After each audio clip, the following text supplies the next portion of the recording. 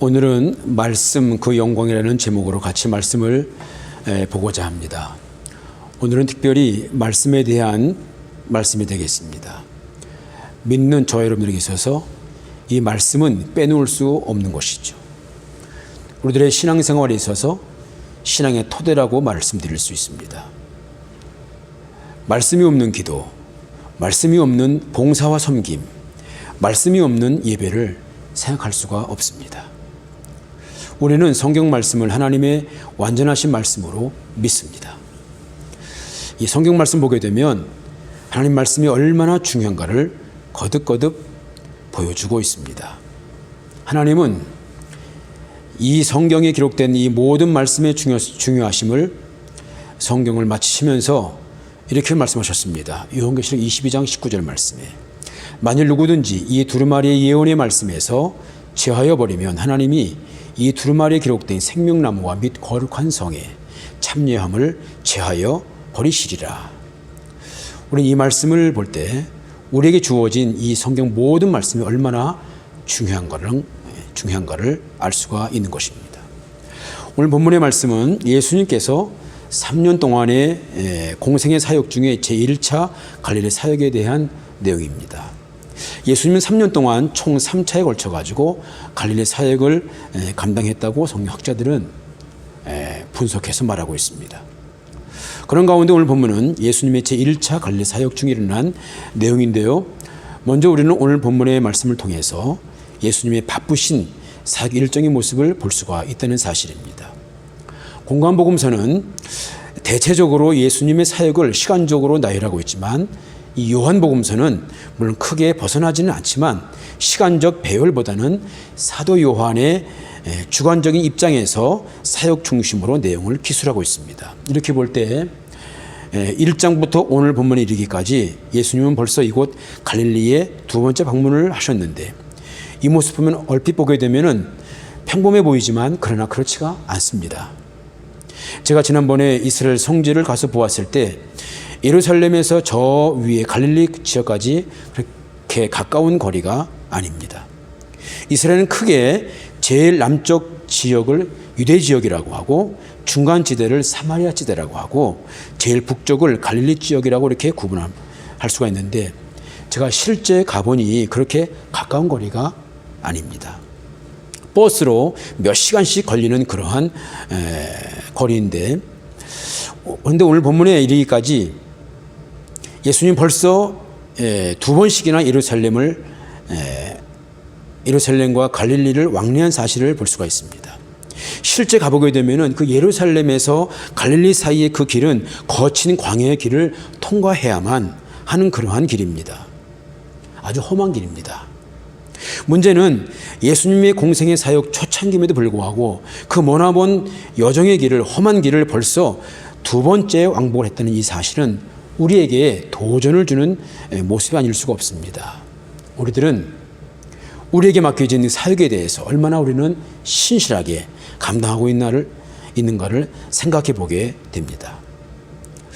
그리고 또 한 가지 오늘 본문을 주목할 사실은 오늘 본문을 통해서 하나님의 말씀의 중요성을 볼 수가 있다는 것입니다. 주님께서 두 번째로 갈릴리 가나에 오셨을 때 당시 가버나움이라는 동네에서 30km 떨어진 이곳 가나에 오시게 되었습니다. 이곳에 온 이유는 자신의 아들의 병을 고침받기 위한 그 왕의 신하를 만나기 위함이셨습니다. 그런데 이 과정 중에 이 왕의 신하가 예수님께서 가라 내 아들이 살았다 하신 그 말씀을 믿고 그대로 내려갔는데 그만 내려가는 도중에 그의 종들로부터 아들이 살았습니다라고 하는 듣던 중 가장 반가운 소식을 듣게 되어 그의 온 집안 식구들이 주님을 믿게 되었다고 하는 그러한 내용을 담고 있습니다. 여기서 이 말씀을 기록한 저자 요한은 이 왕의 신하에 주님의 말씀을 그대로 믿었다라고 하는 그 사실을 강조하고 있다는 사실입니다. 50절 말씀 보게 되면은 말씀을 믿고 가더니 라고 기록하고 있습니다. 우리가 주목할 말씀입니다.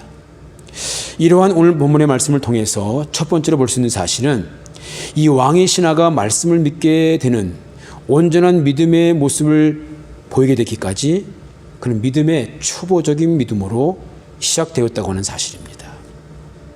여러분, 물론 성경을 보게 되면 바울과 같은 사람은 다메섹 도상에서 극적으로 주님을 인격적으로 만나 주님의 온전한 사람으로 세워졌습니다마는, 그러나 그가 본격적인 사도의 직분을 감당하기까지 그는 주님을 만난 그 이후 그의 고향인 다소에서 10년간 수련을 쌓은 것을 볼 수가 있습니다. 즉 그는 처음에 예수님 만난 이후에 좌충우돌하는 그러한 모습을 보였지만 길리기아 다소에서 다듬어진 과정을 통해서 사도 바울의 모습이 되었는데, 성경을 보게 되면 이 같은 모습을 거듭거듭 보여주고 있습니다. 처음에는 작게 시작했지만 점점 더 온전한 모습을 이루게 되었다는 사실입니다. 언젠가 한번 제가 유튜브 영상을 통해서 1991년 대학 개그제 영상을 보게 되었는데 우연히 제가 봤습니다. 근데 그 당시 그 대학 개그제에 나왔던 인물들이 유재석, 박수홍, 김용만, 김국진, 남희석 등 지금 이 시대의 연예계에서 기라성같이 주요 활동을 하고 있는 사람들인데, 그때 그 입상자들을 보게 되면은 김용만 씨가 대상을 받았지만 지금 들으면 이름을 알 수 없는 사람들이 주요 입상을 하게 되었는데, 당시에 유재석 같은 연예인은 한참 밑에 장려상을 받았습니다. 지금 그는 얼마나 모든 오락 프로에 빠지면 안 될 정도의 인기를 구가하고 있지 않습니까? 그렇게 처음에 미미하게 시작한 것을 볼 수가 있는데, 바로 성경을 보게 되면은 이 같은 사실을 말씀하고 있다는 것이에요. 오늘 본문에 왕의 신하가 나오는데 이 왕의 신하는 이름이 나와 있지 않습니다. 그저 왕의 신하라고만 나와 있습니다. 학자들은 이에 대해서 그가 갈릴리인일 수도 있고 혹은 유대인 중에 한 사람, 백부장 혹은 헤롯 궁전의 관리인 등으로 보는데, 중요한 사실은 이 이름도 알 수 없는 이 왕의 신하가 주님 앞에 아들을 데리고 나왔다는 것이죠. 사랑하시는 여러분, 우리의 신분이 낮거나 혹은 그 누구도 알아주지 않는 그러한 자신이 보기에도 초라하게 생각되는 사람일지라도, 그러나 우리는 그런 것들 때문에 결코 작아지지 말아야 될 것입니다. 오히려 그러한 모습들이 주 앞에 나가는 것이 걸림돌이 결코 되어서는 안 되는 것이죠. 이 본문에 보게 되면 이 왕의 신하는 자신의 모습을 주님 앞에서 낮추고 겸손하게 그저 가난한 마음으로 주 앞에 섰습니다. 여러분, 우리들이 이 세상의 것들이 부족하고 연약한 것들이 오히려 주님 앞에 나아갈 수 있는 첩경임을 알아야 할 것입니다. 예수님은 오히려 그러한 것들을 귀하게 보시고 그들에게 구원의 역사를 베풀어 주시는 것입니다. 하나님은 친히 이렇게 말씀하십니다. 이사야 55장 1절 말씀에 오호라 너희 목마른 자들아 물로 나오라. 돈 없는 자도 오라. 너희는 와서 사 먹되 돈 없이 값없이 와서 포도주와 젖을 사라. 또한 예수님은 이렇게 말씀하셨습니다. 누가복음 19장 10절에 인자가 온 곳은 잃어버린 자를 찾아 구원하려 함이니라 라고 말씀하셨습니다. 이 말씀에 우리의 부족하고 없는 것들이 오히려 우리들이 하나님 앞에 믿음으로 설 수가 있다는 것입니다. 본문에서 예수님께서는 오직 기적만을 바라보고 나온 이 왕의 신하에게 진정한 믿음의 자리로 그를 인도하십니다. 이러한 왕의 신하를 향하여 예수님은 오늘 본문의 48절 말씀을 통해서 이렇게 말씀하고 있습니다. 예수께서 이르시되 너희는 표적과 기사를 보지 못하면 도무지 믿지 않는구나. 책망조의 말씀을 하셨습니다. 여러분, 때로는 예수님께서 우리들을 향해서 책망을 통해서 우리들을 세우신다는 사실을 기억해야 할 것입니다. 저는 여러분, 우리 모든 성도님들이 말씀을 들을 때 책망의 말씀으로 들려지고 그 말씀을 통해서 하나님의 사람들로 온전하게 쓰임받을 수 있는 이 은혜가 있게 되기를 주의 이름으로 축원합니다. 주님 말씀을 들은 이 왕의 신하가 주님, 내 아들이 죽기 전에 저희 집에 좀 내려와 주세요라고 요청을 했을 때 이때 예수님이 이렇게 말씀하셨습니다. 가라, 내 아들이 살았다. 위대한 말씀을 선포하셨습니다. 여러분, 하나님의 말씀은 곧 능력이요 성취인 것입니다. 문제는 하나님의 말씀에 대한 나의 믿음인데, 중요한 사실은 이 왕의 신하가 이 예수님의 말씀을 그대로 그 마음속에 받아들였다고 하는 사실입니다. 오늘 본문 50절 말씀 보게 되면은 그 사람이 예수께서 하신 말씀을 믿고 가더니, 여러분, 이 왕의 신하의 이 고백이 왜 중요한 것입니까? 그가 주님 말씀을 그대로 믿었다고 하는 사실입니다. 사랑하시는 성도 여러분들, 우리들이 신앙생활을 감당하면서 말씀을 믿는 신앙은 매우 중요한 것입니다. 여러분, 이 말씀이 우리들의 됨을 나타내 주기 때문에 그렇습니다. 성경은 하나님이 온 세상을 창조하셨을 때 말씀으로 창조하셨고, 말씀으로 우리들과 인격적인 관계를 이루시고, 말씀으로 하나님이 영광의 역사를 행하시고, 말씀으로 하나님 자신을 우리에게 구체적으로 나타내 보이십니다. 이런 말씀이 있습니다. 요한복음 14장 6절에 예수께서 이르시되 내가 곧 길이요 진리요 생명이니 나로 말미암지 않고는 아버지께로 올 자가 없느니라. 또 이런 말씀이 있죠. 요한복음 1장 14절 말씀이 육신이 되어 우리 가운데 거하시매 우리가 그의 영광을 보니 아버지의 독생자의 영광이요 은혜와 진리가 충만하더라. 말씀이 육신이 되었다.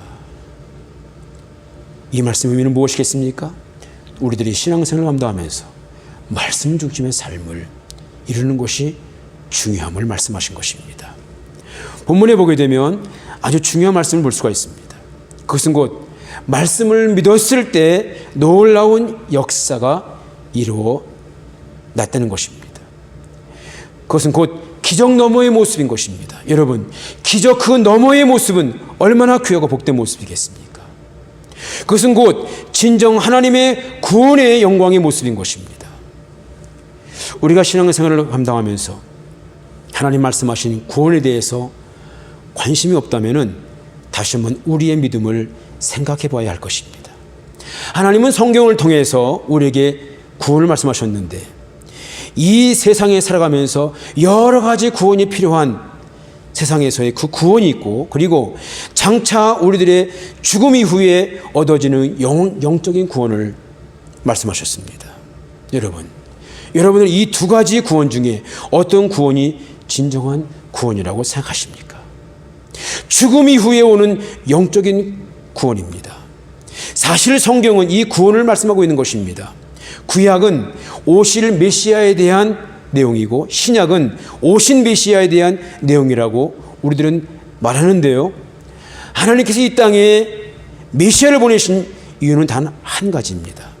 우리들을 죄와 사망에서 구원하시기 위함인 것이죠. 그래서 하나님은 성경을 통해서 이 메시아를 통해서 이루어지는 그 하나님 나라에 대해서 중요하게 말씀하신 것입니다. 구약을 통해서 말씀하신 나라는 바로 하나님 나라인 것입니다. 신약을 통해서 말씀하신 나라도 역시 하나님 나라인 것입니다. 특히 여러분, 요한계시록은 무슨 말씀이십니까? 장차 우리들이 들어가야 할 그 천국, 하나님 나라에 대한 말씀입니다. 우리는 고린도 후서 12장에서 참 놀라운 말씀을 볼 수가 있습니다. 사도 바울은 이렇게 고백하고 있습니다. 나의 여러 약한 것들에 대하여 자랑하며 또한 내가 약할 그때에 곧 강함이라. 놀라운 고백입니다. 어떻게 내가 약할 때에 자랑할 수가 있고 내가 약할 때에 곧 강함이라고 말할 수가 있겠습니까? 바울에게 있어서는 그의 약함도 그를 넘어뜨리거나 실망시킬 수가 없다는 사실인데요, 정말 귀한 고백이죠. 근데 그가 이러한 고백을 하게 되기까지는 그에게는 그 마음에 무엇이 있다는 것입니다. 바울은 그것을 하나님의 나라라고 이렇게 말하고 있습니다. 고린도 후서 12장에서 그는 나는 14년 전에 셋째 하늘에 올라갔다 라고 고백하고 있습니다. 무엇입니까? 사도 바울 되게 한 것은 바로 그에게 하나님 나라가 있다는 사실이죠. 그런데 고전 15장에서 이렇게 말씀하고 있습니다. 고전 15장 19절 말씀. 만일 그리스도 안에서 우리가 바라는 것이 다만 이 세상의 삶뿐이면 모든 사람 가운데 우리가 가장 불쌍한 자이리라. 사도 바울은 자신에게 이 하나님 나라가 있었기 때문에 그는 어떠한 상황에서도 굴하지 않고 능력 있는 삶을 살았다는 것입니다. 고린도 후서 4장 6절 이하 이런 말씀하고 있습니다. 어두운 데에 빛이 비치라 말씀하셨던 그 하나님께서 예수 그리스도의 얼굴에 있는 하나님의 영광을 아는 빛을 우리의 마음에 비추셨느니라. 우리가 이 보배를 질그릇에 가졌으니 이는 심히 큰 능력은 하나님께 있고 우리에게 있지 아니함을 알게 하려 함이라. 우리가 사방으로 우겨쌈을 당하여도 쌓이지 아니하며 답답한 일을 당해도 낙심하지 아니하며 박해를 받아도 버림받지 아니하며 거꾸로 뜨림을 당하여도 망하지 아니하고 우리가 항상 예수의 죽음을 몸에 짊어짐은 예수의 생명이 또한 우리의 몸에 나타나게 하려 함이라. 참 놀라운 고백이고 하나님의 말씀입니다. 오늘 본문에 보게 되면 왕의 신하가 주님 말씀을 믿고 그의 집이 있는 가버나움 동네로 내려가는 중에 종들을 만나 놀라운 말을 듣게 됩니다. 그것은 곧 아들이 살았습니다. 기적의 소식이었습니다. 주목할 사실은 그 소식을 들은 이 왕의 신하가 주님을 인격적으로 만나게 되는 계기가 되었다고 하는 사실입니다. 여러분, 어떤 사람은 놀라운 기적을 체험하는 것에 끝내는 사람도 있는가 하면은, 그럼 어떤 사람은 그 기적 사건을 통해서 하나님을 인격적으로 만나는 사람도 있다는 사실입니다. 누가복음 5장에 보게 되면 시몬 베드로가 처음 예수님을 만나게 되는데 그때 밤새 한 마리의 물고기도 잡지 못하다가 주님 말씀에 순종하여 그물 내렸을 때 엄청난 물고기를 잡게 되었는데, 이때 베드로는 그 잡은 물고기에 넋이 나간 것이 아니라 그 물고기를 잡게 해준 그 예수님을 향하여 이렇게 말하고 있습니다. 주여, 나를 떠나소서. 나는 죄인이로소이다. 고백을 하며 주님의 사람이 되는 모습을 보여준 것처럼 오늘 본문에서도 이 왕의 신하는 기적을 체험하게 되었을 때 그 기적에만 빠진 것이 아니라 그 기적을 베푸신 그 하나님, 주님을 주님으로 믿게 되었다고 하는 사실입니다. 여러분, 기적과 하나님, 여러분들은 이 둘 중에 무엇을 더 선호하십니까? 하나님이시라고 고백을 해야 하지 않겠습니까? 여러분, 그 기적은 하나님의 일부이지만 하나님은 우리의 모든 것입니다. 하나님의 전부이신 것입니다. 일부를 보겠습니까? 전부를 보십니까? 오늘 본문에 보게 되면 사도 요한은 왕의 신하만이 아니라 그의 집안 온 모든 사람들이 다 믿게 되었다고 이렇게 기록하고 있습니다. 찰스 스펄전 목사님은 이들 집안 모든 식구들의 영적 구원에 대해서 웅변적으로 이렇게 설파하고 있습니다. 모두가 다 예수를 믿게 되었다고. 사랑하시는 성도 여러분들이요, 우리에게 하나님의 말씀은 무엇보다도 중요합니다. 그 어떤 것과도 바꿀 수가 없는 것입니다. 오늘 본문에서 그가 누구인지는 이름은 알 수 없지만 이 말씀을 믿는 신앙이 너무나 소중하기에 이렇게 갈릴리 가나에서 두 번째로 행하신 이 사건을 두 번째 표적이라고 하시며 우리에게 말씀하고 있습니다. 여러분, 표적이라고 하는 것은 뭡니까? 주님께서 행하신 그 기적 사건을 통해서 나타내시고자 하시는 하나님의 의도가 있는 것을 의미하는 것입니다. 이것이 표적인 것입니다.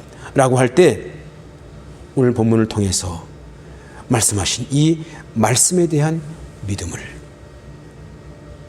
우리 마음에 받아들여서 이 말씀을 통해서 하나님의 영광 중에 거할 수 있는 우리 모두가 되기를 주님의 이름으로 축원합니다. 기도하시겠습니다. 하나님 아버지, 올해 저희들은 주의 영광을 나타내 주시옵소서. 어느 때보다도 주의 영광이 필요한 이때에 이 표를 가지고 나갈 때 오늘은 말씀을 통해서 그 영광을 체험하고자 이 말씀을 전했습니다. 하나님 아버지, 말씀이신 하나님, 우리와 말씀을 통해서 교제하시는 하나님, 그 말씀을 우리 마음속에 이 왕의 신하처럼 받아들여서 말씀을 통해서 누려지는 기적과 그 기적 너머에 있는 그 모든 하나님의 복을 힘입어서 험악한 세파에 살아가면서 우리 온 집안 식구가 믿은 것처럼 우리 온 집안 식구가 주님을 향해서 찬양하며 나갈 수 있는 복을 경험할 수 있는 우리의 모든 삶이 될 수 있도록 저희들을 축복해 주시옵소서. 그렇게 해 주실 것을 믿사오고 우리들을 사랑하시는 예수님의 이름으로 간절히 기도드리옵나이다. 아멘. 이제는 우리 주 예수 그리스도의 은혜와 하나님 아버지의 그 극진하신 사랑하심과 성령님의 감동하시고 역사하시고 위로하시고 특별히 치유하시고 늘 함께 하심의 은총이 이렇게 오늘도 거룩한 주일을 맞이해서 각 가정에서 하나님을 바라보며 하나님께서 기뻐하시는 믿음의 모습을 이루며 예배를 드리며 말씀을 듣고 힘들고 어려울지라도 왕의 신하처럼 말씀을 그대로 마음속에 받아들이며 믿음으로 살아가겠다고 결심하고 다짐하는 하나님의 이 모든 권속들 머리머리 위에와 그들의 가정과 자녀들과 생업의 현장과 그들의 모든 기도의 제목과 우리 교회와 이 지역과 나라와 민족과 온 세계 위에 이제로부터 영원히 함께 하시기를 간절히 축원하옵나이다. 아멘.